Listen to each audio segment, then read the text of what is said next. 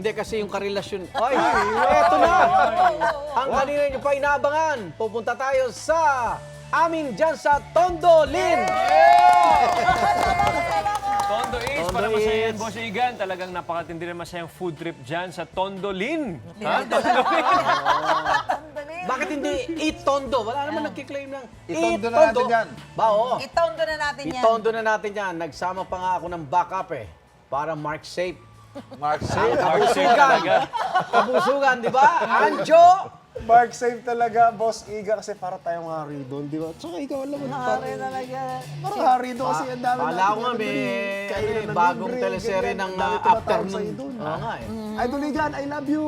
Sa kabilang kanto, Idol Igan, I love you! I love you too. Nakapagtayo ng ano to. Oh, isama na natin ang ating mga kapuso. Samahan nyo kami. Magbalik sa Tondo. Mga igan, kain tayo sa amin sa Tondo. Kain na. Ay, sa Tondo. Sa Tondo. Tondo. Wala kang dala?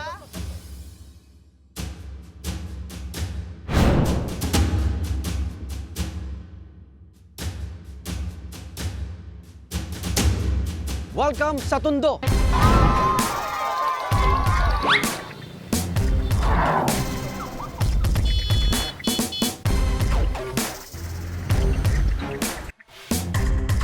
Ako po ang inyong igan, Arnold Gravio, Certified Batang Tondo.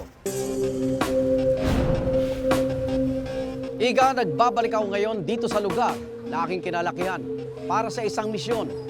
Ito ay para imbestigahan ang isang riot na nangyayari raw tuwing gabi. At syempre, meron akong restback. Restback! Pasok!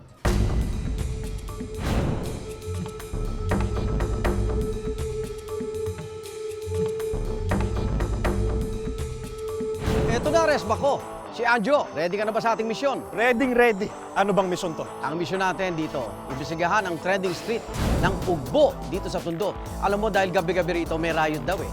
Ang daming tao na pumupunta dahil ang daming pagkain. Talaga?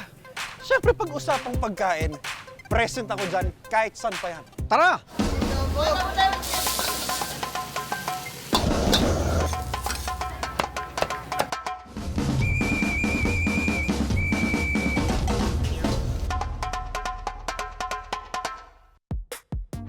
Nandito na rin lang tayo sa Tondo. Buti pa itur na kita. Dito ako pinanganak at dito ako lumaki. Ito ang bahay namin. Wala kaming TV. Ito bahay ng lola ko. Nakikinood ako ng TV sa bintana. Lahat ng pelikula hindi ko alam ang ending. Kasi sarado bintana. Mahilig ako sa TV nung araw. Pero hindi ko naisip na darating araw, ako naman ang panonoorin. Oh. Nay! Papakilala ko sa iyo. Ayan, mano po. God bless. Si Anjo po. God bless. Nanay Julie, sikat sa kare-kare at lumpiang hubad. Pwede bang matikman minsan sa Para sa fiesta. Ingat, Nay. Pupunta lang kami sa Ugbo.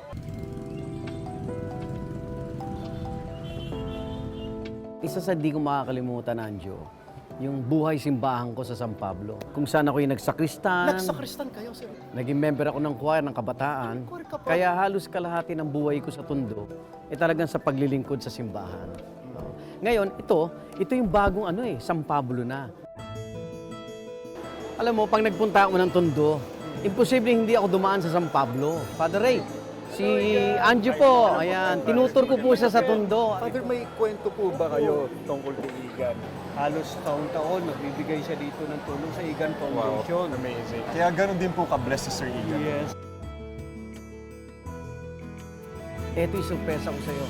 Sa loob ng 27 taon na di nyo pakikita, barkada ko pala, ka-eskwela ko, ang iyong ninang, si OG, first time sila magkikita.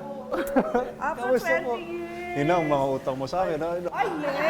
Ito naman mga kaklase ko, kabarkada rin. Ayan. Kaway-kaway naman kayo.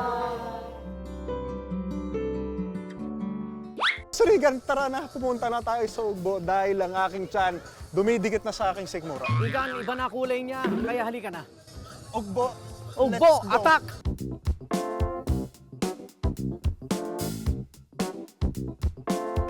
Ay! Ano nangyari?